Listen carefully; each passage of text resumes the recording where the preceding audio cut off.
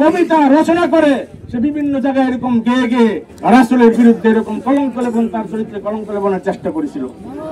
রাসূল পাক সাল্লাল্লাহু আলাইহি সাল্লাম অত্যন্ত মর্মাহত হয়ে কষ্ট পেয়ে সাহাবায়ে কেরামের মজলিসে বলেছিলেন, তোমাদের মধ্যে কি এমন কেউ আছো যে কাব ইবনে আশরাফের ব্যাপারে ব্যবস্থা নেবে? সাহাবায়ে কেরামের মধ্যে হযরত মুহাম্মদ ইবনে মাসলামা উনি বলেছিলেন, ইয়া রাসূলুল্লাহ, আমি তার বিরুদ্ধে ব্যবস্থা নেব। তিনি তারপরে রাসূল পাক সাল্লাল্লাহু আলাইহি ওয়াসাল্লামের কাছ থেকে অনুমতি নিয়ে, অনেক লম্বা ঘটনা, সেদিকে আমি যাচ্ছি না, তাকে হত্যা করে তারপরে ক্ষান্ত হয়েছিলেন। সুতরাং রাসূলকে গালি দেওয়া, রাসূলের চরিত্রের উপর কলঙ্ক করা, কলঙ্ক লেপন করা, তাহলে রাসূলের বিরুদ্ধে কুৎসা লেপন করা, যার একমাত্র শাস্তি হলো তার মৃত্যুদণ্ড।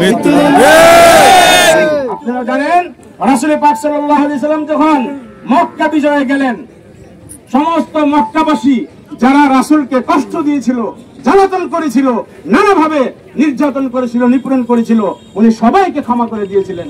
কিন্তু তারপরও কিছু লোককে আল্লাহ রাসূল সাল্লাল্লাহু আলাইহি ওয়াসাল্লাম তখনও ক্ষমা করেন নাই।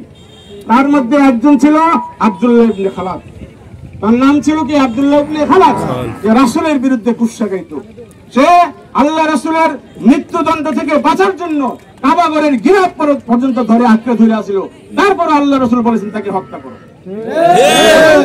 রাসূলকে যে গালি দিবে, হযরত আলী রাদিয়াল্লাহু তাআলা আনহু বলেছেন, হাদিস বর্ণিত, যে রাসূলকে যে গালি দিবে তাকে হত্যা করো, আর সাহাবায়ে কেরামকে যে গালি দিবে তাকে বেত্রাঘাত করো।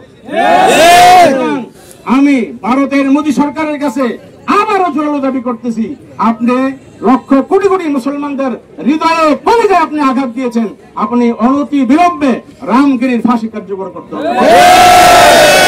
ফাঁসি ফাঁসি ফাঁসি চাই, রামগিরির ফাঁসি চাই, রামগিরির ফাঁসি চাই, ফাঁসি ফাঁসি ফাঁসি চাই। বিশ্ব নবীর অপমান সইবে না রে মুসলমান, সইবে না রে মুসলমান, বিশ্ব নবীর অপমান।